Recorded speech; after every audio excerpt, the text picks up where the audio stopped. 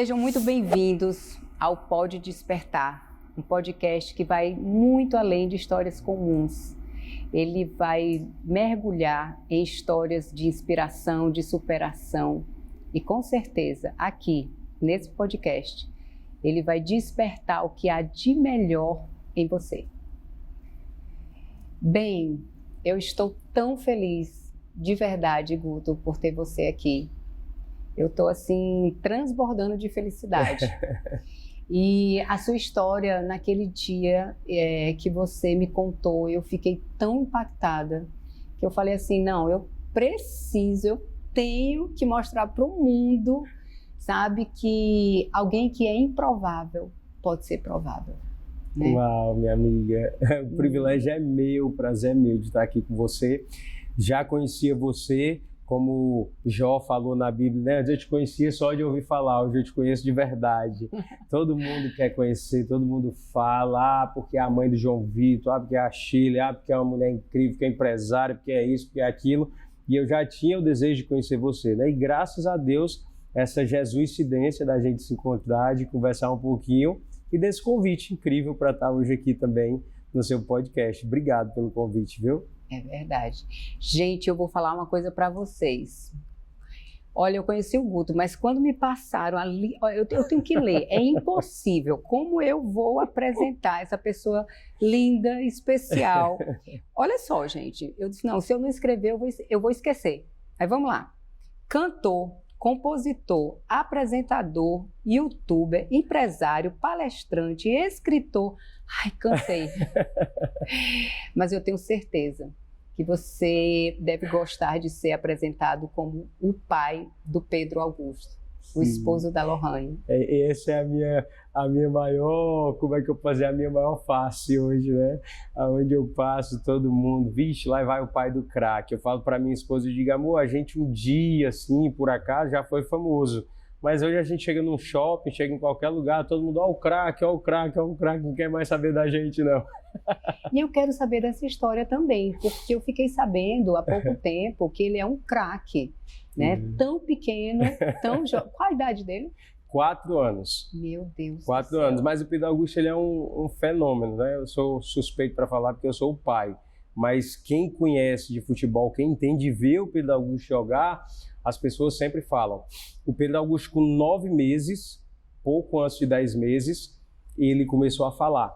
E a primeira palavra que o Pedro Augusto falou não foi bola, foi abu. Ele ficava pedindo abu, abu, abu, e a gente não sabia o que era que ele estava falando. E um dia eu vi que ele estava olhando para uma bola. Eu falei, amor, será que abu é a bola? E aí eu fui lá, peguei a bola, rapaz, você precisava ver a alegria dele com aquela bola. E a partir daí ele começou a pedir abu, abu, e ele dormia agarrado com a bola. Faltando mais ou menos 1 ou 2 semanas para os 10 meses, ele andou para correr atrás da bola, para ir pegar a bola. E um fato muito interessante, de forma sensorial e lógica, toda criança, quando ela vai atrás de uma bola, uma criança pequena assim, ela vai para pegar a bola com as mãos. O Pedro Augusto, com 10 meses, ele já corria atrás da bola para chutar a bola. Meu Deus. Ele já chutava a bola. E a gente tem vídeos disso, né? Tem vídeo do Pedro Augusto com 1 ano e 2, 1 ano e 3 meses, chutando bola de primeira na sala da nossa casa já. Meu com 1 ano e Deus. 10, viralizou o primeiro vídeo dele, ele fazendo bicicleta na cama. 1 ano e 10. De fralda, viu? De fralda descartável e fazendo gol de bicicleta. Um negócio assim anormal. E aí ele já foi para a escolinha com 1 ano e 10 meses, já começou a ir para a escolinha do PSG. Hoje ele tem 4 anos, mas já coleciona aí gols. Já faz gol à torta e à direita. Um detalhe muito especial, chuta com as 2 pernas, direita e esquerda. Esses dias um professor chegou para mim e falou, qual é a perna boa dele, paizinho? Eu digo, eu não sei. É desse jeito aí que você tá vendo. Chuta com as 2 já. Mas ele realmente é um fenômeno. Eu fui agora recentemente em Juazeiro do Norte para ele conhecer o Zico. O Zico começou a curtir ele nas redes sociais. E aí eu fui mostrar quem era o Zico para ele, ele ficou alucinado, ele bate falta muito bem também. E aí ele falou, papai, eu quero conhecer o Zico, quero conhecer o Zico. E aí eu fui pro Juazeiro, num jogo que ia ter lá. Ele conheceu o Ronaldo Angelini, Petkovic, Zico, todo mundo. E quando eu cheguei lá, os jogadores quase todos já conheciam ele pela internet. Já tinha visto os vídeos dele batendo falta, fazendo gol e tal. Foi muito legal aquela conexão que rolou, sabe? E uma coisa que me chamou muita atenção, Quando eu cheguei no estádio com ele, eu fui para a arquibancada com ele, e eu andando com ele, as pessoas tudo na arquibancada gritando, ó o craque, acenando para ele. Eu falei, rapaz, como pode? Já pensou? Mas olha, eu tenho um versículo, na verdade, que eu falo e que é muito verdade, né? Muitos serão chamados, poucos serão escolhidos. Então, eu vejo que ele é um escolhido. E a gente consegue identificar isso exatamente no período de infância, né? Porque o João Vitor, ele tem várias histórias assim, sabe? Situações do tipo que ele com, sei lá, 5, 6 anos de idade, a pessoa que levava ele na Kombi escolar e falava que ele ia pregando a palavra dentro da Kombi. Imagina isso, né? Como assim? Legal. Com 7 anos me chamaram na escola para falar que ele levava a Bíblia para a escola e que na hora do lanche ele contava as historinhas para os amiguinhos e ele dividia o lanche dele entre os amigos. E eu fui chamada para saber se eu incentivava esse assunto, nem sabia que isso estava acontecendo. Né? Então, assim, é incrível, né? Quando a gente consegue perceber assim, os dons tão cedo e que nós temos a oportunidade como pais de estar incentivando. Que legal. Tem uma coisa, sabe, Shirley, que eu vejo assim muito forte na nossa vida em relação ao nosso filho. Hoje eu acredito que nada é por acaso. Tudo que acontece na nossa vida, ela acontece com um propósito, com uma missão, com algo dado por Deus. E muito do que acontece na nossa vida, que às vezes a gente põe a culpa no destino, ou no outro, ou no que é que seja, na verdade é culpa nossa. E a gente fez por onde? Você faz uma escolha hoje, daqui a 10 anos você está pagando o preço daquela escolha, você já esquece até que escolheu, mas você está pagando a consequência daquela escolha errada que você fez lá atrás e por aí vai. E uma coisa que eu vejo muito clara, depois que a gente teve esse entendimento na nossa vida, depois que a gente começou a buscar Deus de uma forma mais concreta, mais real na nossa vida, né? Colocar Ele realmente em primeiro lugar. Quando a Lohane estava grávida, a gente fez o curso do Pais para Toda a Vida. E aquilo dali, eu acho que foi um dos maiores presentes que a gente ganhou. Porque naquele momento, a gente pôde entender de fato essa relação de pai e filho na Bíblia. Como que eu deveria criar, como que deveria ser a nossa relação com o nosso filho. Então foi incrível para a gente esse privilégio que nós tivemos. Então ele nasceu, a gente tinha acabado de concluir o Pais para Toda a Vida. E um mês antes dele nascer, mais ou menos, a gente estava encerrando o curso e pediram para a gente escrever o legado do nosso filho, né? Para quem está assistindo a gente, você que está aí vendo, se você não sabe o que é o legado é a nossa visão sobre o nosso filho. Qual é o sonho que a gente tem para a vida dele? Qual é o propósito do Pedro Augusto nessa terra? A missão? Nós como pais, o que a gente enxerga para a vida dele? E uma coisa muito engraçada, tudo que nós escrevemos sobre o Pedro Augusto, tudo, ele é exatamente o que a gente escreveu hoje. O que a gente profetizou sobre a vida dele. Tem uma parte que a gente fala que ele ia ser cheio de dons e talentos, que ele ia ser apaixonado pela palavra de Deus, que ele ia pregar o evangelho não só com palavras, mas com a forma dele de ser. E isso a gente vê acontecendo hoje na prática, dia após dia. O nosso filho, assim como você falou, né, do que acontecia com o João na escola, o nosso filho, a professora dele foi afastada recentemente porque estava com um problema de CA e precisava fazer uma cirurgia. Nosso filho chegou para ela e que disse que ia orar por ela antes dela ir para a cirurgia. Nosso filho tem 4 anos. E o Pedro Augusto foi lá e orou por ela. O Pedro Augusto, outro dia, ele me surpreendeu, fez eu chorar horrores dentro do carro. A gente tem lá em casa uma dinâmica que todos os dias a gente faz uma oração de gratidão, quando começa o dia. Então, todos os dias, eu, ele e a mãe dele, a gente começa a orar e a gente vai aumentando todos os dias um motivo a mais de gratidão. Então, começou um dia, uma gratidão. Segundo dia, 2 motivos de gratidão. Terceiro dia, 3 motivos de gratidão. E por aí vai. Quando foi outro dia agora, a gente já estava com 34 motivos para agradecer. E ele, com 4 anos, ele agradeceu 34 motivos. Tipo assim, tudo. Agradeceu desde as plantas lá de casa, dos pássaros que passam lá em casa, do carro que a gente tem, da possibilidade de botar combustível no carro, da alimentação, tudo. Você vê ele orando, ele parece um adulto. Só que quando foi outro dia, Eu falei, filho, vamos fazer a nossa oração de gratidão. Ele falou, papai, já está com tantas, papai, hoje eu estou tão cansado, não vamos fazer essa oração hoje não? Aí eu falei, pois vamos fazer o seguinte, eu tenho uma proposta para você. Ao invés de fazer a oração para agradecer as 35 coisas hoje, nós vamos agradecer só por uma. Agora você vai ter que pensar bem, porque você não pode agradecer por mais de uma coisa. Você vai ter que agradecer pela coisa mais importante, mais preciosa que você tem na sua vida hoje. Combinado? Ele olhou para mim e falou, combinado, papai. Eu falei, pois pode começar que depois da sua oração eu faço a minha. Ele fechou o olhinho e falou, Jesus, muito obrigado pela tua presença. A sua presença é o que a gente tem de mais importante, a maior bênção da nossa vida, desse jeito. Meu Deus, que fantástico. E Guto, aproveitando toda essa história que você trouxe sobre o seu filho, eu estava aqui refletindo e alguém que tem os pais presentes, que tem uma educação como essa, é impossível, sabe, uma pessoa, ela não amar ao Senhor e ela não ser conduzida nos caminhos de Deus, não é verdade? E a gente, assim, a gente não, eu sei, né? E todos aqui vão saber agora sobre a sua história, que a sua realidade foi bem diferente disso. E o que eu quero trazer é exatamente como que alguém com a sua história, da onde você veio e com o ciclo de amizade que você tinha, como você conseguiu fazer essa trajetória de sucesso que você tem. Shirley, a minha vida ela é um milagre, né? Se você que está assistindo a gente nunca viu um milagre, rapaz, eu só vi milagre na Bíblia, eu nunca vi um milagre pessoalmente, você está vendo um milagre agora aqui na sua frente. Eu falo para todo mundo que tudo que aconteceu na minha vida até chegar aqui não tem explicação senão Deus. Deus realmente trabalhou em todos os momentos da minha vida, né? Eu nasci e me criei em uma das maiores favelas do Brasil, que é o Pirambu, né? Hoje eu acho que é a quinta ou a sexta maior, se eu não estou enganado, mas ela durante muito tempo foi a segunda maior favela do Brasil.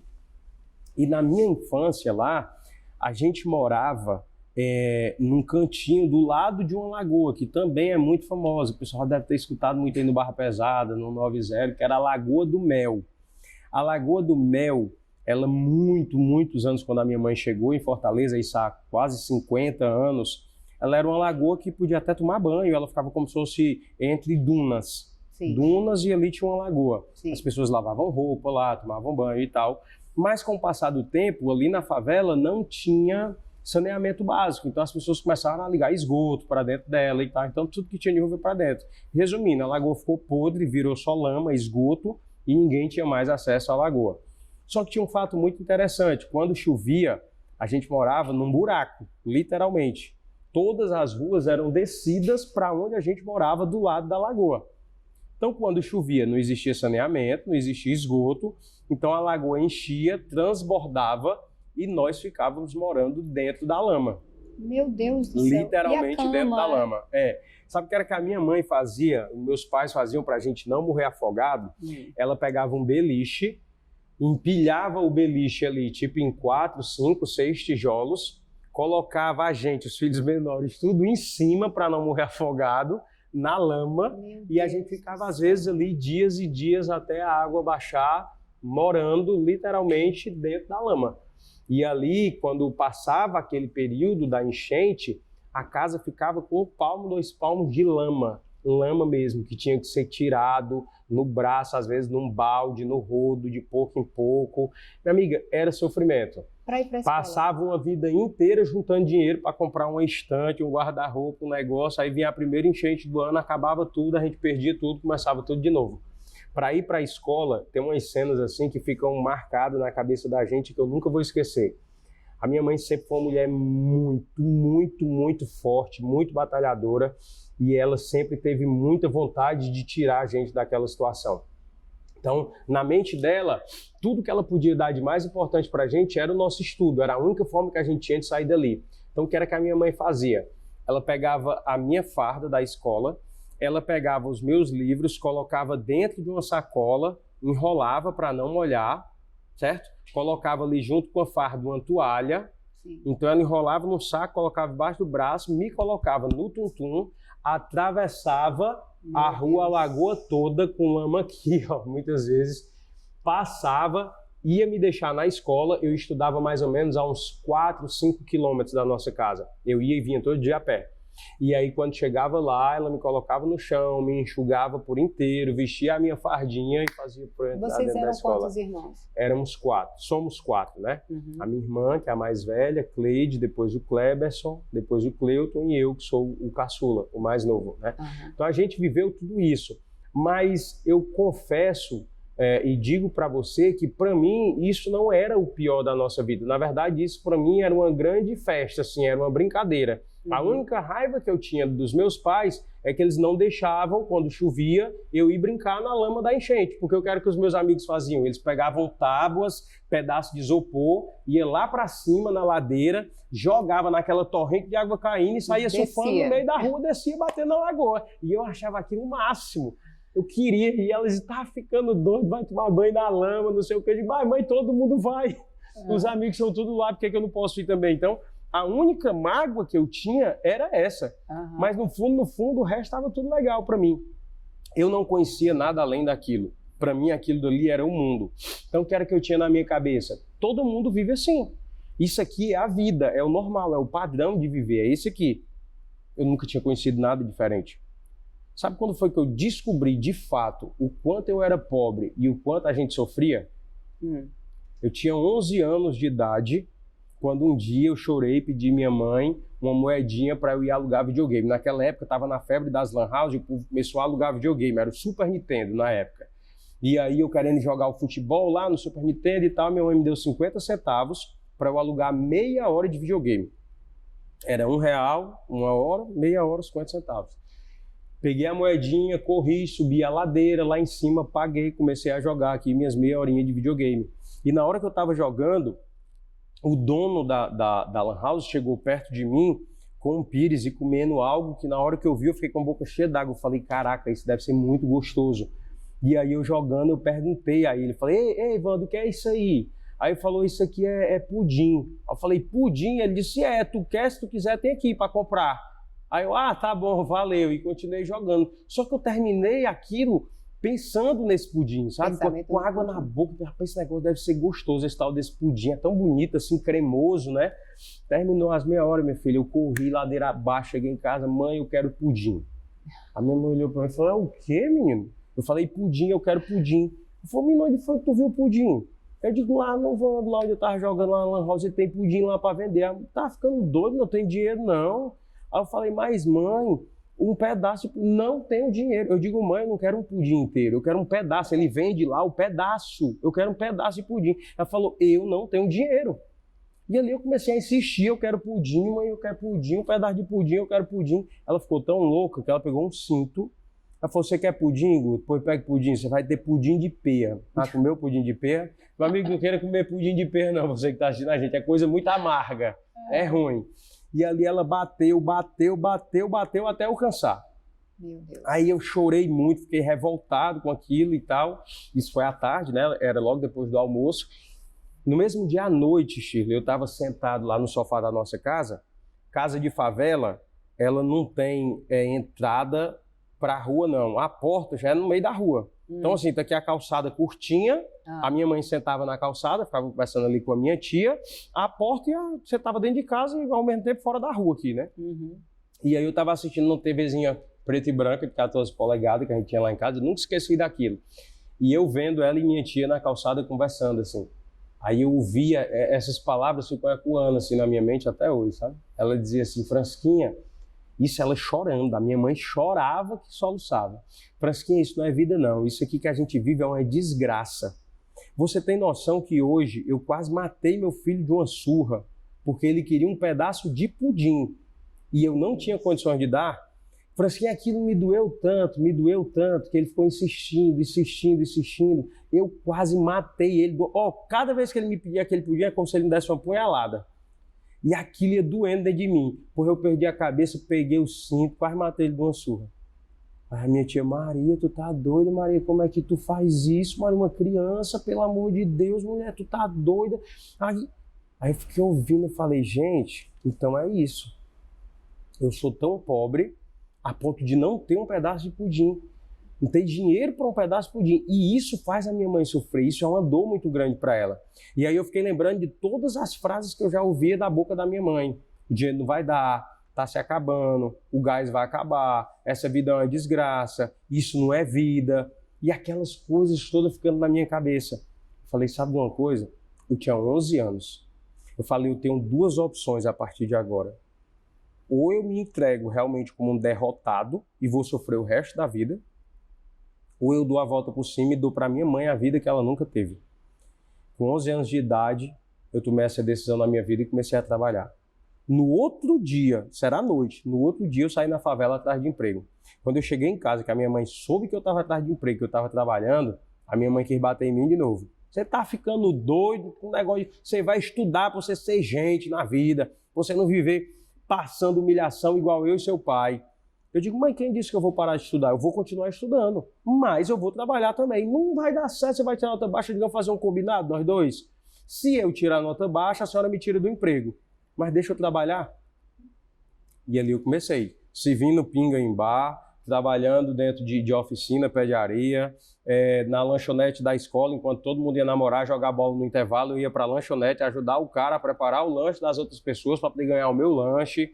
Depois eu juntei dinheiro, comprei um negócio de batatinha, ia para a porta de um bar fazer batatinha frita para vender, arranjei um emprego de limpar chão, entrava às vezes numa fábrica, num hospital, numa sexta-feira à noite e saía segunda-feira de manhã, virando noite, limpando o chão, fazendo polimento em piso industrial. Tudo que você imaginar de forma lícita eu fiz na minha vida para ganhar dinheiro. Vender din-din, tudo que você imaginar. Auxiliar de servente de pedreiro, traçando massa. Eu com 11, 12 anos de idade tava lata de massa na cabeça e trabalhava de servente de pedreiro. Sabe uma coisa que você falou aí que me traz uma reflexão? É que você tomou uma decisão naquele momento. Então, a surra que você levou, você poderia ter veredado por outro caminho. Você poderia ter se revoltado, ter se vitimizado, ter se achado o coitado da situação. Sim. E ter ido por um outro caminho que muito provavelmente amigos seus ali foram. Mas você tomou uma decisão, não, eu quero mais. E essa decisão, muito provavelmente, pela base que você teve em relação aos seus pais. Sim. Porque apesar deles não terem condições financeiras e tudo mais, que uma das coisas que eu costumo dizer é que a inteligência emocional, ela independe do poder aquisitivo que as pessoas têm. Ela independe da cognição, né, do conhecimento que a pessoa tem. É algo que é natural, sabe? O certo e o errado. Então, assim, na sua fala aí, quando você trouxe a sua mãe ali, meio que arrependida, falando com a sua tia. Minha tia, isso. Com a sua tia. Que era a irmã dela. Dizendo o que tinha acontecido e tal. Então, assim, ela reagiu por medo. Ela reagiu porque ela queria dar o melhor, mas ela não podia dar, né? E pela falta de autoconhecimento. Porque a falta do autoconhecimento acabou fazendo com que ela tivesse uma atitude que poderia ter levado você a um caminho diferente. Mas Sim. Que bom que não levou. Sabe o que é que eu sempre digo para as pessoas? A nossa casa faltava dinheiro, mas sobrava amor. Sempre teve muito amor. Meu Deus. Lá dentro da nossa casa, embora os meus pais fossem muito ríspidos, muito grosseiro, porque eles vinham do interior, a minha mãe viveu em uma casa que era 16 irmãos. Se um fizesse uma coisa errada, os 16 apanhavam. Que é para ninguém mangar de ninguém, ninguém rir de ninguém. Então todo mundo apanhava. Uma vez, a minha mãe olhando para mim, chorando lá na minha casa, agora eu já com 30 e poucos anos, ela chorando, ela olhou para mim e falou assim, o seu avô morreu, que era o pai dela, e eu não tenho lembrança de um dia que ele me deu um abraço, um beijo e disse que me amava. Meu Deus. A minha mãe nunca recebeu um abraço e um beijo do pai dela. A minha mãe nunca ouviu da boca dele um eu te amo. Por quê? Porque na geração deles, homem é homem. Não tem negócio de choro, negócio de lenga-lenga, negócio de eu te amo, de mimimi. É homem, acabou, é macho. É macho. Então, aquilo foi a criação que ela recebeu. O que é que eu posso dizer para você? A minha mãe, ela já me deu muito, mas muito mais do que o que ela recebeu. Eu não posso cobrar dela mais do que o que ela já me deu. Hoje eu entendo isso. E o amor que eu tenho pela minha mãe, eu dou a minha vida por ela, como eu tenho feito a vida inteira até hoje. Mas o que eu quero dizer, mesmo com toda grosseria, mesmo com tudo isso, a gente sempre foi muito amado. A minha mãe, a linguagem de amor dela é ato de serviço. Então, ela servia a gente o tempo inteiro. Ela cuidava da gente. Você quer uma prova de amor maior do que colocar uma sacola com as coisas debaixo do braço, me colocar no tutuário, atravessar uma lagoa para me deixar num colégio? Realmente. Isso é amor, filho. Isso é amor. A minha mãe, por diversas vezes, inúmeras vezes, eu vi a minha mãe comer só arroz e feijão num prato e colocar carne para todos os filhos. Meu Deus. Por inúmeras vezes eu vi a minha mãe deixar de almoçar porque chegou um mendigo na porta da nossa casa e a última comida que tinha era a dela, ela dava para ele e ficava sem nada. Comia pão e água. Eu vi a minha mãe fazer isso várias vezes. Então, assim, eu aprendi muito com os meus pais. O que eles me deram, o dinheiro não pode pagar. Talvez se eles tivessem me dado o dinheiro do mundo inteiro, mas tivessem negligenciado no amor e na educação que eles me deram, talvez hoje eu fosse um marginal, que foi o que aconteceu com a maioria dos meus amigos. As pessoas costumam seguir o caminho mais fácil. O que é mais fácil para mim? O meu objetivo é chegar ali. Tá, mas eu tenho um atalho, tenho um caminho mais rápido, tem uma forma de eu chegar ali antes de todo mundo, e as pessoas procuram muito esse atalho. E aí é onde mora o perigo. Exato. Porque o certo, o correto, o justo, ele nunca é tão rápido quanto o errado. E dá trabalho. Dá trabalho, dá trabalho. Eu falo isso para todo mundo. Tem pessoas que dizem, o Guto nasceu com a bunda virada para a lua, ele tem muita sorte. Eu digo, meu amigo, se você soubesse o tanto que sorte dá trabalho, sorte é um negócio Quantas que mais dá trabalho. Aí depois de tudo isso que eu tinha passado na favela e de todas as experiências de trabalho e tudo, você falou aí de quantas madrugadas, eu me lembrei, foram quase 20 anos na noite trabalhando, virando noite, fazendo show para chegar onde eu cheguei. Mas as pessoas ainda acham que é sorte. Exato. Não, foi sorte. Agora, voltando um pouquinho lá na favela, né, diante da sua pergunta, os meus amigos, nem todos tiveram a mesma sorte que eu tive, de ter o amor e de ter o ensinamento que os meus pais me deram. Muitos deles procuraram esse atalho, procuraram esse caminho mais rápido. E, infelizmente, muitos deles nem estão mais aqui hoje. Eu vi, Shirley, na minha infância dentro da favela, eu vi amigo meu matar amigo meu na minha frente. Eu tentando tirar ali de cima e o cara com taco de sinuca matando o outro. Eu vi amigo meu ser morto trocando tiro com polícia no meio da rua, na minha frente, sem eu poder fazer nada. Você tinha que idade aí? 12 anos, 13 anos de idade, mais ou menos, ali na pré-adolescência, mais ou menos. Sim. Eu cheguei a ver pessoas sendo mortas, lixadas por 15, 20 pessoas batendo nela na calçada da minha casa. Eu segurando na grade e assistindo a pessoa sendo morta. Eu vi muita desgraça na minha vida, muita desgraça. E a maioria dessas desgraças envolviam amigos meus, pessoas de dentro da minha casa. Recentemente foi preso um grande traficante dentro do Brasil e saiu em tudo que foi de jornal, não sei o quê. Quando eu fui olhar, o cara era um dos meus melhores amigos de infância. Meu Deus. Falei, caraca, como assim? Então, assim, o cara não se tornou um traficante da noite pro dia. Não. Isso foi um passo a passo. Isso foi uma escolha que ele fez lá na infância. E aí, depois de um tempo, ele foi caminhando naquela direção que eu falo para as pessoas, é que a bifurcação da vida, ela é bem justinha aqui no começo. Se eu dou um passo para a direita, eu vou para cá. Se eu dou um passo para a esquerda, eu vou para lá. Aparentemente, não valeu nada. Porque um passo para a direita, eu estou bem aqui, um passo para a esquerda, eu estou bem aqui. Ok? Ok. Só que quando você deu um passo para esse lado, você caminhou para esse lado. E quando você deu um passo para esse lado, você caminhou para esse lado. No fim da vida, esse primeiro passo, que não significava nada, ele vai te levar para caminhos completamente opostos. Muito bom. Eu costumo dizer que para toda ação há uma reação. E essa reação traz uma outra ação dessa pessoa e isso vai crescendo. Você falou aí sobre... tinha 12 anos. Então, assim, toda a nossa história de vida, nossos resultados, eles são consequência do que nós passamos lá atrás na nossa história de vida. E cada vez mais que você vai falando, eu vejo mais o improvável provável em você.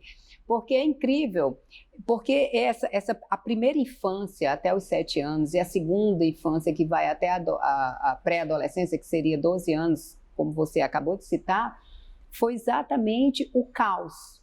Então você sai do caos para os acordes da música.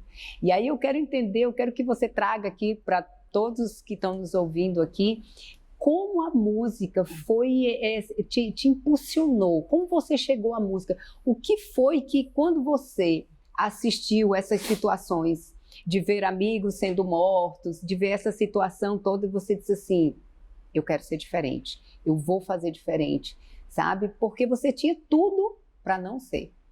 Sabe, Shirley, por isso que eu falo que eu sou um milagre e que Deus realmente está em todos os momentos da minha vida. Eu andei muito perto nessa fase dos 11, 12, 13 anos, na adolescência ali, eu andei muito perto de me perder. Mas eu tive uma mãe que o tempo inteiro ela falava de Jesus para mim e me apontava Jesus. A minha família sempre foi muito cristã, minha mãe sempre foi uma mulher muito católica, muito devota, e a nossa casa sempre tinha padres ali com a gente tomava café com os padres, almoçava com os padres e tal, tinha uma relação muito próxima ali deles. E olha o que foi que aconteceu. Com 10 anos de idade, eu tomei o meu primeiro porre. A minha mãe me encontrou em um coma alcoólico com 10 anos de idade. Meu Deus! Presta atenção. A minha mãe fez um aniversário de 18 anos do meu irmão. Era uma feijoada lá em casa. Olha que loucura. E aí tinha bebida alcoólica lá nas mesas. E eu com 10 anos, eu sempre fui muito grande, comprido. Eu com 10 anos, eu parecia um menino de 14, 15 anos. Pra você ter uma ideia, eu com 13, 14 anos, eu entrava em qualquer forró de 18 anos numa boa. Ninguém pedia nem identidade minha, porque eu já parecia um homem de 18 anos, sempre fui muito comprido, né? E aí eu com 10 anos, eu passava de mesa em mesa, um tava bebendo cerveja. Aí eu dizia, dá um pouquinho da cerveja, aí tomava, os caras ficavam tudo rindo, achava aquilo legal demais, bonito, porque na cultura que eu vivia, né, que a gente vai aprendendo dos nossos pais, o homem que é homem, ele tem que farrear, ele bebe, ele fuma, ele tem outras mulheres, porque isso é a cultura natural, isso faz parte do homem que é homem, entendeu? Então, tava tudo certo, eu chegava numa mesa e tomava cerveja, na outra eu chegava e tomava Drea, na outra eu chegava e tomava uma dose de cana, na outra eu chegava e tomava um Campari, e saí rodando de mesa em mesa, me achando um homem, pedindo bebida, e os cabas davam morrendo de rir, achava aquilo bonito, pô, um menino desse tamanho, já é macho, olha aqui, aí pá, botava a dose e eu pá, tomava.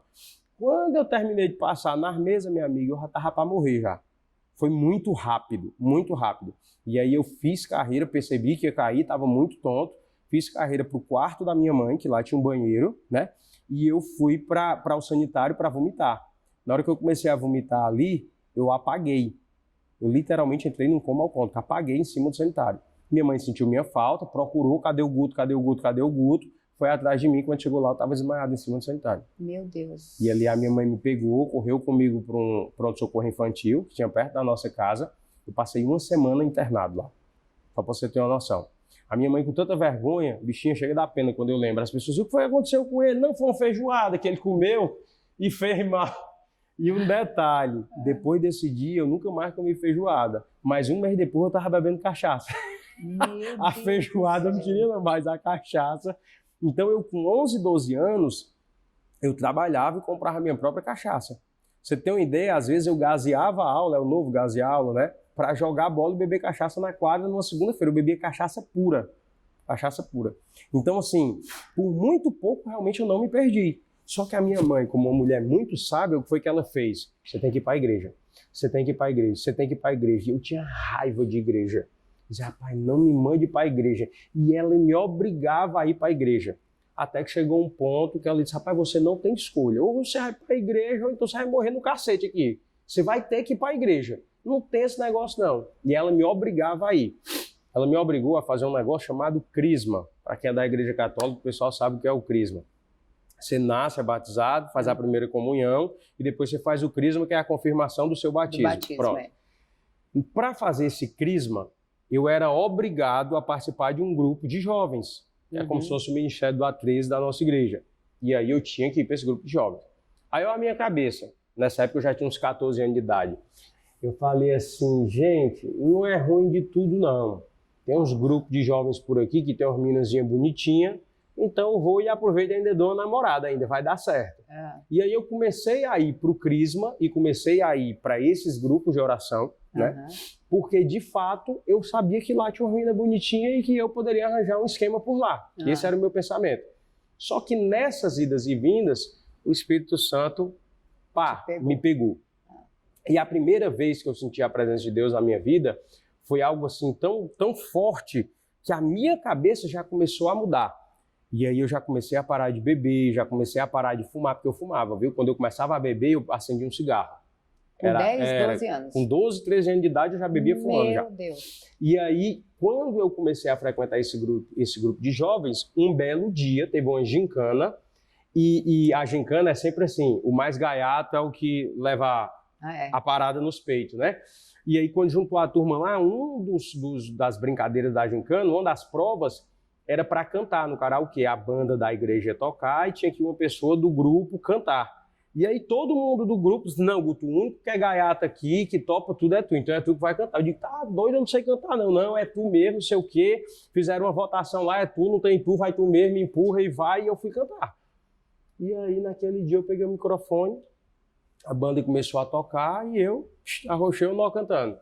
Quando eu terminei de cantar, tava todo mundo aplaudindo, falando assim, rapaz, o bicho canta bem. Aí eu comecei a achar que tava todo mundo tirando onda comigo, porque eu sempre fui muito brincalhão. E eu tirava onda com todo mundo. Eu falei, o pessoal tá brincando com a minha cara também, porque eu brinco com todo mundo. Quando foi com mais ou menos uma semana depois, eu recebi um convite do pessoal do Ministério de Louvor da igreja para eu cantar na missa. Eu falei, gente, é sério isso? Cara, tua voz é linda, cara. Nunca te falaram isso. Eu digo, meu irmão, nunca cantei na minha vida. Não, mas a tua voz é linda, tu tem que ir pro Ministério de Louvor e tal. E ali eu comecei a cantar. Comecei cantando na igreja, com 14 anos. Com 19 anos eu montei a minha primeira banda com música secular. Com 20 anos eu já estava vivendo já como um profissional da música, já ganhava realmente dinheiro com isso, né? E a vida foi seguindo. Aos 23, 24 anos, eu já estava numa situação de vida bem superior à que eu tinha antes, porque eu já tinha sido professor. Olha o tanto de coisa que eu fiz.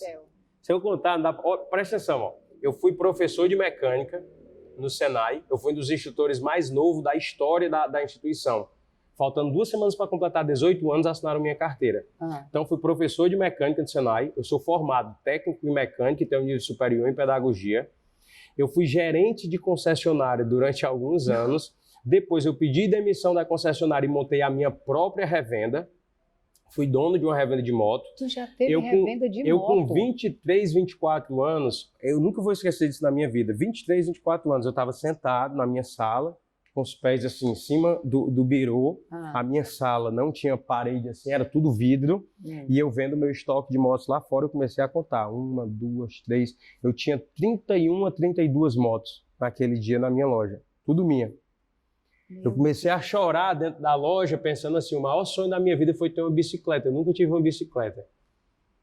A primeira bicicleta que eu tive, eu já era adolescente, que foi uma madrinha minha que me deu. Mas na minha infância eu nunca consegui ter uma bicicleta. E eu chorando e olhando para aquilo ali, pensando, caraca, eu tenho 24, acho que era 24 anos na época, e hoje eu tenho uma loja com 30 e tantos motos minhas.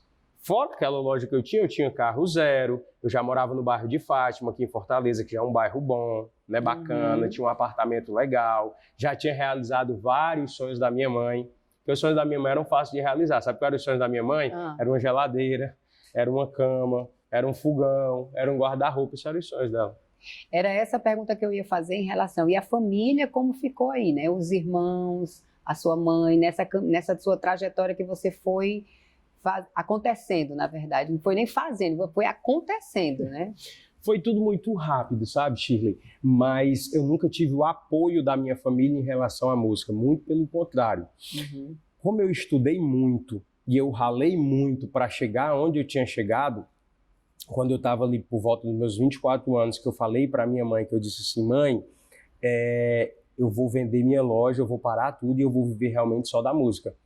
Me chamaram de doido, disseram que eu estava enlouqueceu de vez, agora vai morrer num bar, cantando por mixaria, tudo que estudou vai jogar fora, vai perder tudo e não sei o quê.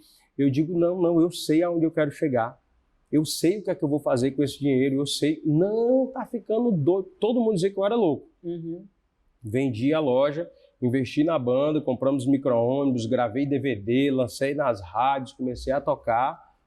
Anos depois, estava eu sendo homenageado na Rede Globo daqui, na TV Verdes Mares, no Encanta Ceará, contando a história da minha vida. Aí lá vai os amigos e a família todinha. Não, ele sempre foi muito bom, a gente sempre acreditou nele. A gente sabia que ele ia chegar lá. Eu digo, agora, depois que a onça tá morta, todo mundo vai lá, chuta, né? É igual a história que fala assim, teve sorte, mas ninguém conhece os bastidores, ninguém conhece o que a trajetória, o passado. Mas é muito interessante, Guto, que você vai trazendo aí o que te motivava, o que te impulsionava. Porque se até as pessoas que eram da sua família, mãe, irmãos, todo mundo, eles acabavam, assim, isso acontece, é mais comum do que o que a gente imagina, jogar o balde de água fria, porque na verdade essas pessoas amavam tanto você que elas tinham medo que você me proteger. Se frustrasse. Sim. E para você não se frustrar, não, era melhor nem tentar. Vamos logo apagar esse sonho dele aqui, que é mais fácil. Mas o que realmente te movia? O que te impulsionava? Tinham duas coisas que eram muito fortes na minha vida. Eu tinha uma motivação que era até errada, mas que funcionava muito para mim. Eu era dominado pelo sentimento do eu posso e eu consigo. Não diga para mim que eu não posso tal coisa. Se a minha mãe dissesse para mim que eu não podia tal coisa, eu ia lá e fazia. Eu era movido pelo inverso. Pelo desafio. Não diga que... Não, isso aí ninguém faz, isso aí não dá. Eu ia lá e fazia. Eu sempre fui muito assim. Então, eu sempre fui de me superar. Eu sempre tive isso dentro de mim. E o desejo de melhorar de vida para ajudar a minha mãe. Isso era o meu principal combustível. Eu preciso ganhar mais, que eu preciso dar uma vida para minha mãe que ela merece. Uma vida de princesa, uma vida de rainha. Eu preciso ter mais. Então, eu sempre era motivado para ajudar a minha mãe. Então, a sensação de superação, do eu posso, eu consigo, quanto mais as pessoas diziam assim, macho, isso é um sonho, isso não é possível não. Rapaz, como é que o cara da favela vai fazer show, vai viajar o mundo, vai não sei o quê? Eu digo, eu vou. E as pessoas, tinha gente que até ria, brincava e tal. Depois disso, eu vi todas essas pessoas no Mucuripe Club, na época que o Mucuripe era do lado do Marina Park, ali ainda, em 2010. 10 mil pessoas me aplaudindo e me assistindo na gravação do nosso DVD. Eu com música em primeiro lugar nas rádios. 4 meses. Fiquei entre as 10 mais tocadas do Brasil, da Jovem Pan. Aí todo mundo aplaude, né? É lindo, chegou lá, tá tudo bem, tá tudo certo. E agora, a pergunta que não quer calar. Como você lidou com esse sucesso? Com essa fama toda? Como foi que você lidou com isso aí? Esse aí foi um dos maiores problemas da minha vida. Eu não tinha cabeça, estrutura para lidar com tudo aquilo que eu estava vivendo. As minhas motivações não eram as motivações certas. Depois de um determinado tempo de sucesso, de dinheiro, de fama, já estava andando de Corolla zero. Tem uma história muito legal que eu lembrei agora, que eu falei do Corolla. Em 2003, eu acho, 2002, por aí, a Toyota lançou o Corolla, que eles chamavam de Brad Pitt, se eu não me engano, que era aquele Corolla bonitão e tal, e chegou uma pessoa lá na porta da nossa casa com um carro daquele. Eu era pequeno, eu lembro que eu parei, cheguei pertinho, fiquei olhando e falei assim, meu Deus, como que uma pessoa tem condições de ter um carro desse? Um carro desse deve ser o valor de um avião. Isso aqui é coisa de gente muito rica. Será que um dia na minha vida eu vou possuir um carro desse? Fiquei olhando e pensando naquilo. Isso tudo era eu conversando sozinho, olhando e passando na minha cabeça. Em 2009, a Soul Pop estava assim, no auge, estava prestes a gravar o DVD. A Toyota lançou um novo Corolla, que era um outro modelo novo, que veio depois desse, que era a coisa mais linda do mundo, o carro. Eu fui lá e comprei uma à vista. Meu Deus. Paguei e tirei o carro. Preto, do jeito que eu queria, bancada de couro, a coisa mais linda do meu Corolla novo. Na hora que eu peguei aquele carro, eu comecei a chorar. Porque eu lembrei do que eu tinha pensado lá atrás. Eu só queria um daquele. Deus me deu o melhor. Só que qual foi o problema na minha vida? com a chegada do dinheiro, da fama, do sucesso, aos poucos eu fiz como Ló. Eu fui abrindo mão dos meus princípios e dos meus valores pelo desejo de querer sempre ter mais. Então, todos os dias eu ia arrastando a minha tenda, igual Ló, em busca de Sodoma e Gomorra. Todos os dias, um pouquinho mais, um pouquinho mais. E aí as coisas que eu não fazia antes, que não fazia sentido na minha vida, eu comecei a fazer. Então, eu comecei a me perder com mulheres, comecei a me perder com palavras que eu nem falava mais e que eu voltei a falar. Situações de vida, pessoas que eu comecei a conviver, ciclos de amizade que não faziam parte da minha vida antes, que passaram a fazer, pessoas que só pensavam nisso, no dinheiro, no sexo, no prazer, na orgia. Então, a minha vida começou a caminhar para esse lado. E aí eu comecei a viver um dos momentos mais difíceis da minha vida, porque eu tinha tudo e não tinha nada. Lá atrás me faltava o dinheiro, mas sobrava amor, lembra? Sim. Lá na frente me sobrava o dinheiro, mas faltava o amor. Eu investi as coisas na minha vida, porque a minha busca pelo dinheiro, por ter, era tão forte, tão grande, que isso acabou mudando a minha cabeça para outras coisas. Eu nunca fui uma pessoa mal conduta, eu nunca fui um cara capaz de roubar, de matar, de fazer nada de errado para conquistar o que eu queria. Eu sempre conquistei tudo com muito suor, com muito sacrifício e muito trabalho. Sim. Porém, quando eu cheguei basicamente aonde eu sonhava em chegar, eu comecei a me perder em relação a esse lance de mulheres. Sempre saía do show com uma mulher diferente. Toda cidade que eu passava, eu deixava ali pelo menos umas 2 ou 3 namoradas. E a minha vida era um verdadeiro carnaval. O tempo inteiro eu vivia nisso. E aí foi onde eu realmente passei um dos piores momentos, das piores fases da minha vida. Né? E você já estava casado nessa época? Não. A minha esposa, ela foi o divisor de águas na minha vida. Essa história é muito interessante, porque quando eu conheci a Lohane, eu estava no ápice dessa bagunça toda na minha vida. Eu já não era mais nem da Soul Pop, eu já tinha me tornado Guto Ribeiro, estava fazendo carreira solo, estava cantando forró e sertanejo. Eu já tinha me perdido completamente. Princípios e valores já tinham ficado para trás fazia tempo já. Eu já estava literalmente em Sodoma e Gomorra. E aí, naquela época, Deus permitiu que eu passasse por um processo muito doloroso. E eu me envolvi com uma pessoa, e ali eu comecei a viver, essa história está até no meu livro, e ali eu comecei a viver dias terríveis na minha vida, e aquilo me bateu um arrependimento muito grande, e eu comecei a buscar a Deus novamente depois de tantos anos. Eu ajoelhava todos os dias, chorava e clamava a Deus. Eu ia para a igreja, Shirley, eu não conseguia ficar até o final. Às vezes no meio da missa eu ia embora, porque eu me achava imundo, eu me achava indigno, impuro. Eu não posso ficar aqui nesse lugar. E eu ia embora. Porque eu não conhecia o Jesus verdadeiro. Eu conhecia o Jesus da religião. Eu falo para as pessoas que existem dois Jesus, o da Bíblia e o que eu ouvi falar. Então, aquilo para mim era muita afronta, assim, era muito sofrimento. Então, eu passei 6 meses de joelho, chorando, jejuando e clamando a Deus.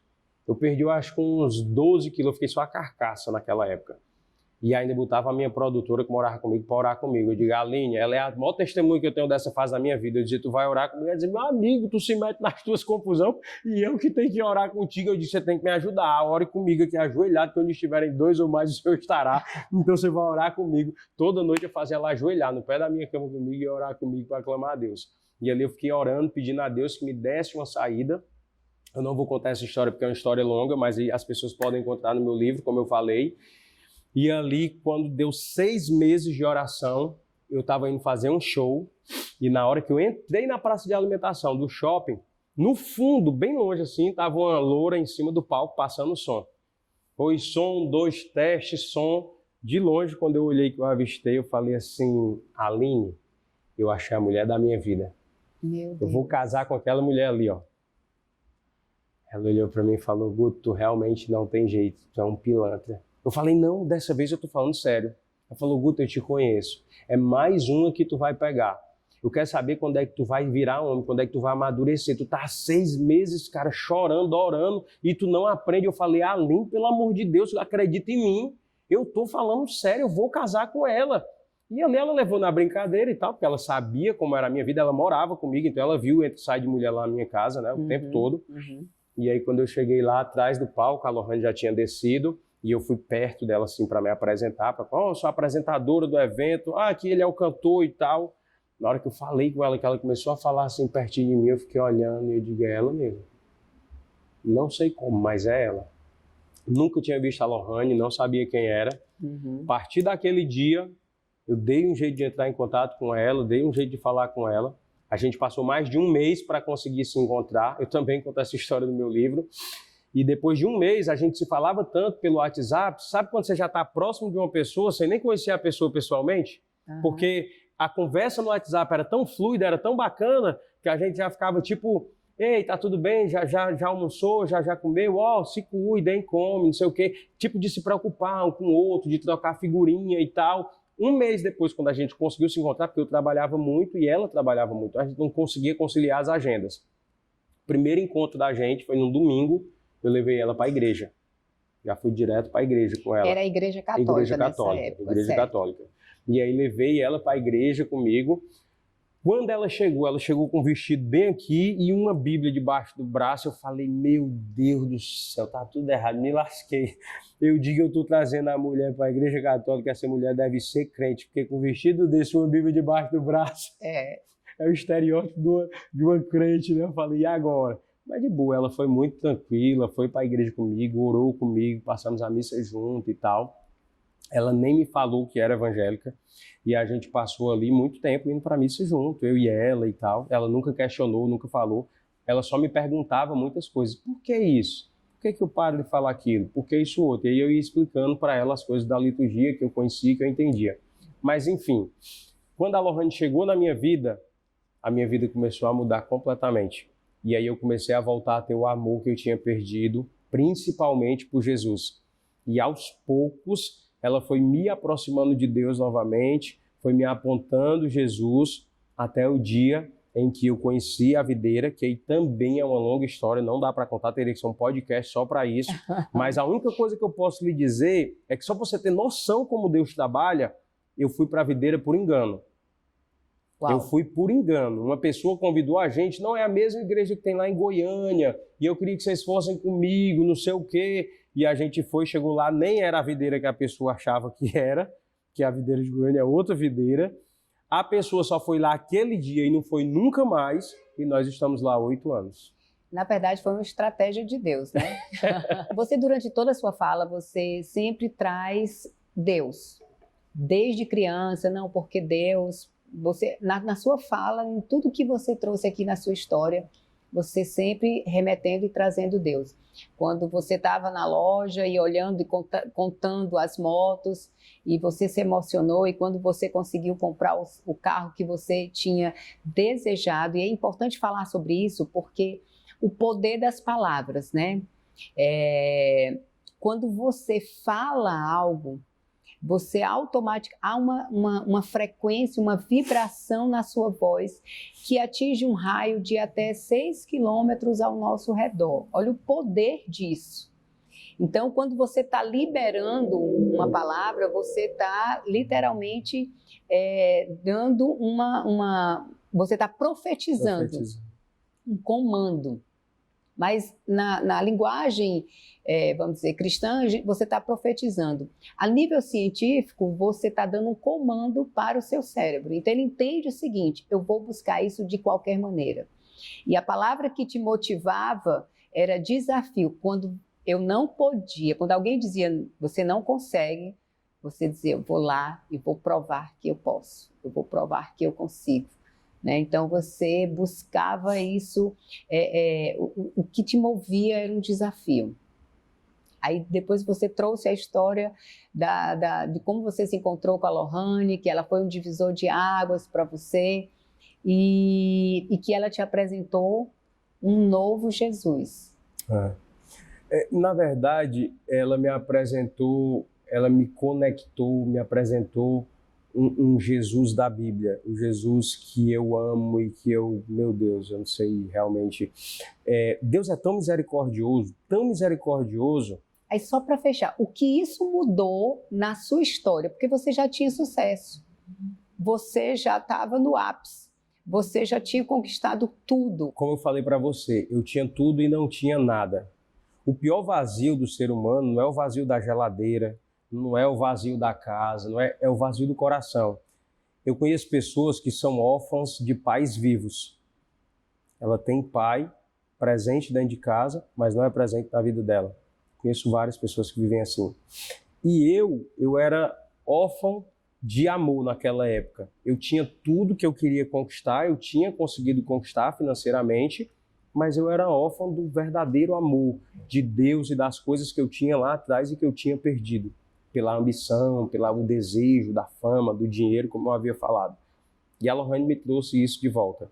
Essa conexão, esse apontar. Eu digo para ela que ela é como uma seta que apontava Jesus para mim o tempo inteiro. E quando eu tive essa conexão com Deus de novo, as fichas foram caindo. E eu comecei a entender de fato o porquê que eu estou nesse mundo, o para que eu estou nesse mundo. E aí foi uma coisa tão louca, porque eu digo para as pessoas assim, homem não me convence. Eu sou um cara muito cabeça dura para ser convencido por homem. Uma pessoa vier com um negócio de lábia para me dizer isso, aquilo, não sei, rapaz, dificilmente ele vai conseguir me convencer, porque eu sou muito cético nas minhas coisas. Mas o Espírito Santo me convenceu de uma forma muito natural, muito espontânea. E aí quando o Espírito Santo começa a constranger a gente muda nem que não queira. Foi o que aconteceu na minha vida. Eu continuava na música secular, só que comecei a ir à igreja com a Lohane, a gente começou a participar de um GC, de um grupo de crescimento, e no mesmo período a gente recebeu um convite de uns amigos cristãos também para estudar a Bíblia na casa deles. Então, olha só, eu estava rodeado, eu tinha mudado o meu ciclo de amizade. O cara que vivia na noite, na balada, no show, na mídia, na TV, nos rádios, agora ele vivia rodeado de pessoas que falavam de Jesus para ele, o Jesus da Bíblia. Sim. Então, um dia eu estava numa célula estudando a Bíblia, no outro dia eu estava numa célula de casais falando sobre Jesus, sobre relacionamento, no outro dia eu estava na igreja, no outro dia eu estava... Então comecei a me cercar de tudo aquilo. E o Espírito Santo começou a falar comigo e começou a me incomodar. E aí eu comecei a viver um dos momentos de maior transformação da minha vida. Uhum. E a transformação dói. Sim. Dói muito. Foi o que aconteceu na minha vida. Um dia eu fui fazer um show, estava tudo certo, estava tudo ok, estava ganhando meu dinheiro, seguindo a minha carreira, estava casado, estava tudo ok, estava indo para a igreja, estava tudo bem. E eu saí para fazer um show, inclusive, no nosso espaço de eventos, lá na Gran Royal. Saí de casa feliz, ok, cheguei em cima do palco, quando eu comecei a cantar, deu uns 20, 30 minutos de show mais ou menos, eu senti literalmente como se alguém estivesse tocando no meu ombro e falando aqui no meu ouvido. E eu ouvi quando uma voz falou assim para mim, olha só, há 20, 30 minutos, quando você chegou nesse ambiente, estava todo mundo sentado, todo mundo jantando, todo mundo quietinho, todo mundo decente. 20, 30 minutos depois, olha como é que está o público. Você tem noção do poder que você tem na sua voz, na sua fala? Agora imagina se você usa esse poder para pregar o Evangelho. Muito bom. Naquele dia o show já não prestou mais, eu já comecei a ficar com um engasgo aqui, um entalo na garganta. Fui para casa chorando muito, a minha esposa acordou com o meu choro no banheiro do quarto. Levantou da cama, amor, o que foi que aconteceu? Isso era 3, 4 horas da manhã, eu estava chorando muito, eu falei, tá tudo errado. Ela falou, o que? Você saiu de casa nesse instante, estava tudo ok, tudo bem, como é? Eu digo, tá tudo errado. Tá tudo errado. Eu não deveria mais estar cantando o que eu estou cantando, eu não deveria mais estar fazendo o que eu estou fazendo. Deus já tem me falado isso há muito tempo, eu estou insistindo com isso. Então, a partir daquele dia, eu comecei um processo de transformação da minha vida. Agora, quer que eu diga uma coisa interessante? Você acha que no outro dia eu fui lá e parei de cantar? A partir de hoje eu não canto mais, o Espírito Santo ontem falou comigo, eu não vou mais cantar. Você acha que foi assim? Não, é um processo. Processo. Eu passei 2 anos quase lutando com Deus. Eu fiz igual Jacó. Eu peguei briga com ele. Sim. As minhas orações eram de confronto com Deus. Eu chegava e dizia assim, Senhor, o Senhor é um covarde. O Senhor é um Deus covarde. Como é que o Senhor fala para mim, coloca no meu coração o desejo de parar de cantar isso aqui, mas o Senhor não me diz como que eu vou sobreviver, isso aqui é meu ganha-pão, eu vivo disso, eu ganho dinheiro com isso aqui é o meu sustento, como é que eu vou viver agora, o que é que eu faço? Todo show que eu ia e voltava chorando, angustiado, não pelo fato de ser uma música secular, que eu falo para as pessoas que existem muitas músicas seculares que são maravilhosas e que têm letras belíssimas, inclusive que falam sobre o amor. Sim. Não são músicas cristãs, mas que traz uma mensagem muito bacana. Sim. O problema era o tipo de música que eu estava cantando. Sim. Porque as músicas de hoje, se você for ouvir, a maioria delas só fala sobre beber, adulterar, Sexo. farrear, sexo, drogas e rock and roll e não sei o que e tal, enfim, Isso. é uma baixaria só. E eu estava mergulhado naquele mundo, literalmente. Uhum. Então, depois de 2 anos quase de sofrimento, de choro, Deus me mandou de presente uma pandemia. E ele me mostrou como era que eu ia viver sem música. Na verdade, ele não me mostrou só como que eu ia viver sem música, ele mostrou como era que eu ia viver sem nada. Ele disse, você quer saber como é que você quer viver sem música? Você vai ver como é que você vai viver sem nada agora. E aí foi isso que aconteceu na minha vida. Eu estava no meio da pandemia, no começo da pandemia, tinha feito uma cirurgia, já estava de perna para cima quando a pandemia chegou. E aí fechou o espaço de eventos, perdemos todos os clientes de rede social, os shows pararam, o seguro de vida que eu tinha foi negado e o salário da Lohane, que era a única coisa que a gente tinha para sobreviver, foi reduzido, eu acho que 70% na época, para ela poder continuar onde ela estava. Ou seja, a gente perdeu praticamente tudo. Uhum. E naquele momento, Deus olhou para mim e falou assim, você está vivendo? Tá, não tá? A minha graça te basta. Você vai viver não é pela força do seu braço, não é pelo seu cantar, sou eu que te sustento. Naquele dia, quando eu entendi isso, eu liguei para o meu empresário e falei, a partir de hoje eu não canto mais. No meio da pandemia. A partir de hoje eu não canto mais. Então, eu poderia dizer que, nesse momento, você despertou para o que você tinha melhor dentro de você. Eu enxerguei qual era a minha missão e o meu propósito de vida. Eu não nasci para fazer isso. Uhum. Eu nasci para louvar a Deus, eu nasci para adorar a Deus, eu nasci para pregar o Evangelho. Uhum. Tudo que eu fizer que me tirar disso não faz parte de mim. Fantástico. E foi nesse mesmo período onde Deus me levou para o escuro da nossa casa, em 40 madrugadas, me trouxe um momento de imersão, só eu e ele, e que eu escrevi... Que você escreveu esse livro. Esse livro. E que muito do que você trouxe aqui está aqui dentro, mas tem ainda muito mais. Eu gostei da parte que você falou, daria um outro podcast, então a gente vai fazer um outro episódio, porque é conteúdo demais, é assunto demais, mas trazendo aqui uma contextualização, um garoto que veio do nada, de uma favela, mas que ele tinha desejos, sonhos, ele teve uma base, e que esses desejos e sonhos ele verbalizou, e isso se materializou, olha o poder da palavra, se materializou. Então, do nada, Deus te entregou muito, mas no meio do caminho, acabou que se corrompendo como um ser humano que nós somos, e falhos. E eu costumo dizer assim, que só os fortes pedem ajuda, os fracos se acham autossuficientes. E às vezes o orgulho, a arrogância faz com que a gente, não, eu consigo, eu sei até onde eu posso ir, eu sei até onde eu posso chegar. E não é bem assim, né? Então, e aí Deus colocou mais um presente, que foi a sua esposa, que te deu outro presente, que é o Pedro, né? E, meu Deus, que história, assim, gente, é muita coisa, sabe? É um despertamento, é um avivamento que o Senhor foi trazendo dentro de você. Verdade. E tudo isso por uma escolha que você fez lá atrás, entre essa surra que eu levei, eu posso ir por um caminho ou eu posso ir por outro. E aí você decidiu ir por outro. Que bom que a gente tem a oportunidade de estar com você hoje aqui, né, ouvindo toda essa história. E agora eu quero fazer um bate-bola com você, mas antes disso, eu já quero mostrar para o pessoal aqui, olha só, gente, o livro dele, tá? A Arte de Escolher Vida. Uau! Né? Que fantástico. Eu falo para as pessoas que se eu pudesse resumir a vida em uma frase, a vida é isso. A vida nada mais é do que a arte de fazer escolhas. Quem faz a escolha certa tem resultado.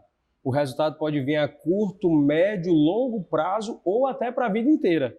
Perfeito. Quem faz escolha errada vai ter consequência. A consequência pode vir a curto, médio, longo prazo ou até para a vida inteira. Então a escolha ela serve para te levar para os dois lados. O grande problema da gente é que a gente faz a escolha e depois esquece que fez a escolha. Uma vez uma pessoa estava se aconselhando comigo, a gente aconselha muitos casais, e falando horrores do marido dela e de não sei o quê, porque ele não presta para nada, porque não sei o quê, não sei o quê. Quando ela terminou de falar, eu olhei para ela e falei, parabéns, é mérito seu. Esse cara que não presta pra nada foi você que escolheu pra sua vida. Meu Deus. Parabéns pra você. Tudo mérito seu. As pessoas esquecem que o marido... Eu te obriguei a casar com ele. Quem foi que escolheu ele pra casar? Foi você. Exato. E aí? As pessoas esquecem das escolhas que elas fazem. Presta atenção numa coisa que eu vou dizer pra você. Você que está em casa. Quantas vezes você chegou para alguém que você encontrou por acaso em algum lugar e você não via essa pessoa há muito tempo, essa pessoa está muito ruim na vida dela. Quantas vezes você perguntou a alguém, fulano, como é que você está? Tá tudo bem? E ele falou assim, rapaz, eu tô ruim, tô cheio de problema, eu fiz umas escolhas erradas na minha vida e tô pagando um preço muito alto pelas escolhas que eu fiz. Quantas vezes você já ouviu isso de alguém? Eu tenho 40 anos, eu nunca ouvi isso. 99,9% das pessoas que perguntam isso. Se ela estiver muito ruim, ela vai dizer assim, pois é, tô levando, né? Tô como Deus quer, tô como o destino quis. Uhum. Ou seja, a culpa é do destino, a culpa é de Deus, a culpa é do marido, a culpa é do pai, é da mãe, é de qualquer pessoa, menos dela, porque ela não tem autorresponsabilidade. E as escolhas foram de outros. Outros escolheram por ela. Ainda tem isso, tem gente que fala assim, não, mas eu nunca tive nem a escolha, porque os outros escolheram por mim. Eu digo, pois você está errado, porque você escolheu deixar a outra pessoa escolher por você. Você está errado do mesmo jeito. Não tem o que discutir. Então, assim, se as pessoas tivessem noção que pequenos passos, pequenas escolhas feitas todos os dias muda todo o trajeto de uma vida, se elas tivessem noção disso, elas não sofriam tanto. Antes, quando eu via uma pessoa sofrendo, eu ficava morrendo e sofrendo junto com ela. Hoje, quando eu vejo uma pessoa sofrendo, eu fico me perguntando, meu Deus, como foi o passado dessa pessoa? O que foi que ela fez para chegar aí aonde ela está? Deve ter passado por muitas coisas, por muito processo para chegar até aí. Sim. É claro que sempre que eu posso, eu estou ajudando, eu estou abençoando, mas eu sei que por trás daquela vida que ela está levando, existe um passado inteiro de escolhas que ela fez para que ela chegasse ali. Uhum. Se cada pessoa, antes de fazer pequenas escolhas todos os dias, elas pensassem nisso, talvez o mundo fosse bem melhor, porque as pessoas iam pensar 2, 3, 10 vezes antes de fazer uma escolha. Com certeza. E onde é que as pessoas podem comprar seu livro? O meu livro você pode comprar na Livraria Leitura, inclusive até online. Você pode entrar no site da Leitura e comprar, você recebe em qualquer lugar do Brasil, através da Livraria Leitura. As pessoas da nossa igreja podem encontrar também na CC Videira, né, na CC Videira, Santos Dumont, aqui na Sul, Centro, em algumas CC Videiras também, em outros estados, tem também o meu livro. Então é bem fácil o acesso. Mas eu acho que o mais fácil de tudo, realmente, através do digital, aí você entra no site da Leitura e recebe em qualquer parte do Brasil ou do mundo. Fantástico, eu vou ler. Ganhei ele hoje, então eu vou ler.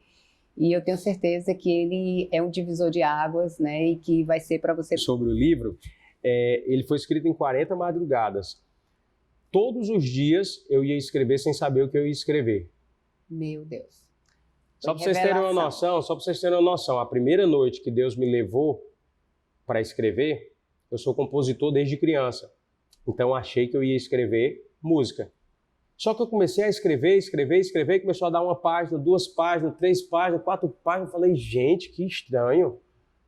Quando foi no outro dia, a Lohane, amor, eu quero ouvir. Como foi que ficou a música? Eu digo, amor, eu não estou entendendo muito bem, não. Essa música tá mais para Faroeste Caboclo, do Legião Urbana. Vai dar uns 20 minutos essa música. Ela disse, por quê? Eu digo, rapaz, eu já escrevi umas 4, 5 páginas. Eu acho que não é música, não. Ela, e o que é? Eu digo, eu não sei, não. Hoje eu vou orar de novo, vou perguntar a Deus. Fui lá, todo mundo dormiu, comecei a orar, 10, 15, 20 páginas. Eu falei, gente, o que é isso? Olha que loucura. Todas as vezes que eu começava a orar, no escuro do quarto, Deus me levava para alguma época da minha vida.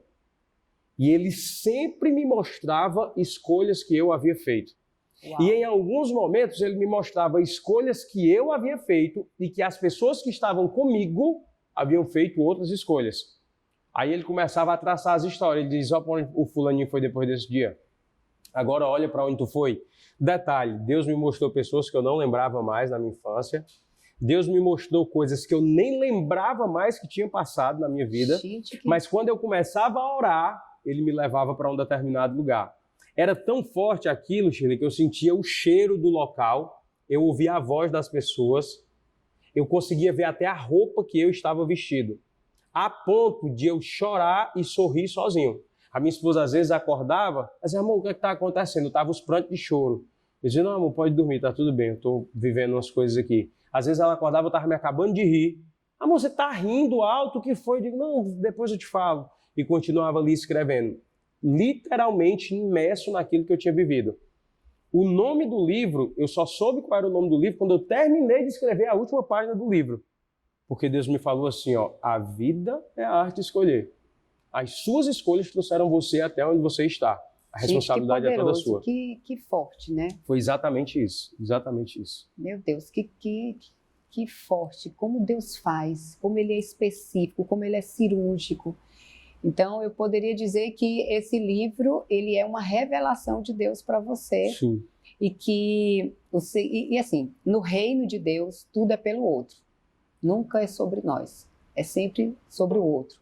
E se Ele te deu essa revelação, é exatamente para edificar vidas, para que pessoas possam ler, se identificar e ver que é possível.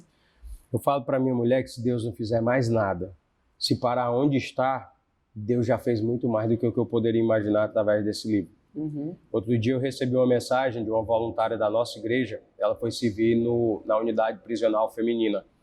E ela me mandou um áudio, que eu passei uma semana chorando ouvindo esse áudio. O áudio dela dizia o seguinte, Guto, estou te mandando esse áudio que é um recado das mulheres daqui da UP. Ela mandou te dizer que os teus livros que tu deixou para elas, uma ala inteira do presídio está lendo e se convertendo. Uau. Várias delas já foram batizadas e hoje elas têm até grupo de oração lá dentro do presídio. Meu Deus, que fantástico. Eu passei uma semana lembrando disso. Toda hora que eu lembrava, eu chorava. Toda hora que eu lembrava, eu chorava. Porque eu falava assim, gente, é literalmente como você falou, não é sobre nós, mas é sobre o que Deus fez na nossa vida e pode fazer na vida dessas pessoas também.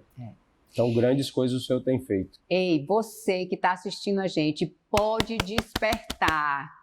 Pode despertar e sair aí da zona de conforto, porque vocês estão ouvindo, estão vendo aí a história de alguém que saiu do nada para o sucesso, que era improvável, mas que provou para todos que é um provável. É assim que Deus faz. Então, olha só o que nós vamos agora trazer aqui. Eu quero fazer um bate-bola com você, uma brincadeira, tá? Eu vou dizer uma palavra e você, assim, rapidamente, você vai me trazer o que ela te lembrar. Cientificamente, a cada 2 segundos, a gente começa a racionalizar aquilo que nós estamos falando. Por isso, eu preciso que na hora que eu fale a palavra, você imediatamente, você já diga o que te remete, para que seja o mais fidedigno possível às mensagens do teu subconsciente, tá? Tá bom. Então, vamos lá. Vamos despertar essa galera toda. Medo. De não fazer o que eu sonhei. Ousadia. Dor. Uma grande parte da minha vida. Paz. O que eu vivo hoje? Desistir. Nunca, jamais. Coragem. Poderia ser meu sobrenome. Ódio. Não faz parte da minha vida. Um dia fez? Não, eu nunca fui uma pessoa rancorosa, assim, de guardar ódio das pessoas, né? Amor. Deus. Dinheiro. Dinheiro.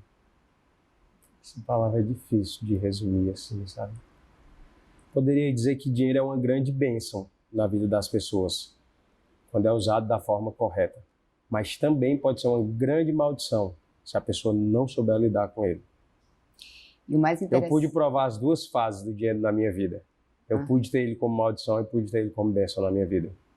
E o mais interessante é que quando os celeiros são cheios e nós transbordamos no reino, ele volta a encher e a transbordar, né? Essa é a lei natural. Quando eu comecei a entender que eu não era reservatório, mas que eu era rio, que o que passava por mim tinha que chegar a outras pessoas, eu tinha que abençoar outras pessoas, a minha vida começou a se transformar em relação ao dinheiro. Uau! Família. Tudo. Filme. Ixi, Filme tem que mar. Filme tem que Rapidamente. Não vou nem falar sobre filmes não, porque são muitos. Mas filme hoje é algo maravilhoso, um momento único que eu tenho com a minha família. A gente sempre assiste filme junto. Música. Meu DNA faz parte. Deus, quando me fez, ele fez corpo, alma, espírito e botou música assim no meio, botou uma pitadinha assim. Uau, cor. Preto. Acho que dá pra ver que eu gosto, né, de preto. E para finalizar, livro. Vida, arte, escolher. Tô brincando, na verdade, livro, a Bíblia. O nosso manual de vida. Eu acho que qualquer vida pode ser transformada através daquele livro. E eu digo para todo mundo, quer ter sucesso na vida, quer ser feliz, siga o manual. Se você seguir o manual, vai dar tudo certo na sua vida. Olha, eu quero dizer para você que está em casa, eu não sei vocês, mas a história do Guto aqui, ela me fez perceber que o nosso passado, ele não é uma sentença. Nós podemos trazer o que tem de melhor de lá e fazer uma nova história quando nós temos escolhas, quando nós tomamos decisões certas e quando nós estamos na BR e que tem algo para entrar assim, pense bem, reflita. Se vale a pena você dobrar, se não é melhor você seguir. E para finalizar, você tem algo a mais aqui para falar para o pessoal? Shirley, só agradecer, parabenizar você pelo projeto lindo, né? De trazer histórias de vidas reais aqui para inspirar outras pessoas. Eu sei que grandes coisas o Senhor irá fazer através da sua vida. Então, que Deus abençoe realmente. Pode despertar, né? Eu acho que grandes coisas irão acontecer e pessoas serão despertas realmente através do seu trabalho, através desse podcast.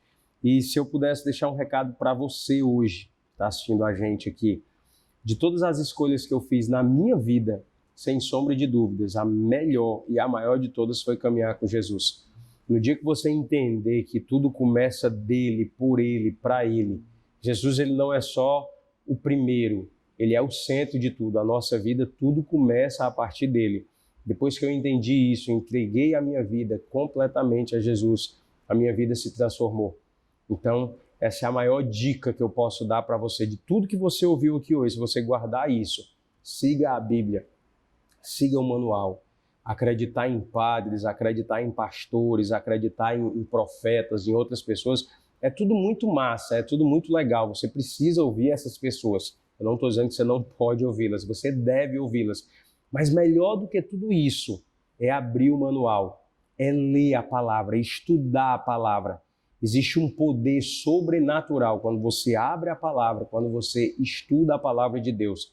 A minha vida foi transformada ali, dentro da palavra. A sua também pode ser transformada. Eu passei por um episódio na minha vida, Shirley, que eu nunca vou esquecer. Uma das coisas que eu mais tinha medo, para encerrar aqui, era que o meu filho crescesse ouvindo eu cantar aquele tipo de música. Porque eu falava assim, qual é o exemplo que eu estou dando para ele? O que é que eu ia dizer para ele? E um dia eu estava na minha casa, ouvindo um louvor na hora do almoço. Estava eu, minha esposa e meu filho. E naquele momento eu ouvindo o louvor, porque eu ia cantar ali, e eu precisava aprender aquela música e tal. O meu filho começou a cantar aquela música lá na mesa, junto com o som que estava tocando. Na mesma hora, o Espírito Santo me tocou e falou assim, você sabe qual era a música que ele ia estar tocando aí, cantando, se fosse um outro momento da sua vida? Eu falei, caraca, é sobre isso. A escolha que eu fiz mudou não só a minha vida, mas mudou a vida da minha família, mudou a vida do meu filho. E como se não bastasse, em um outro momento, eu estava tomando um café da manhã nessa mesma mesa com a minha esposa. O meu filho chegou e falou, papai, só um minuto, eu quero cantar uma música para vocês. E eu falei, filho, pois cante. Ele falou, pega o meu violão. Pegou o violão, pegou o microfone dele, arrumou, foi pro pé da mesa, posso tocar? Pode tocar. Aí ele começou. Jesus morreu na cruz, depois ressuscitou, pagou nossos pecados e nunca mais morreu. Oh, meu Deus. Eu falei, filho, que música linda, cara, que música é essa? Isso é minha, fui eu que fiz. Eu digo, caraca, cara, olha o contexto. Jesus morreu na cruz, mas depois ressuscitou. Pagou os nossos pecados e nunca mais morreu. Uma criança de 4 anos. Na época, eu acho que eu não sei nem se ele já tinha 4 completo quando ele fez essa música.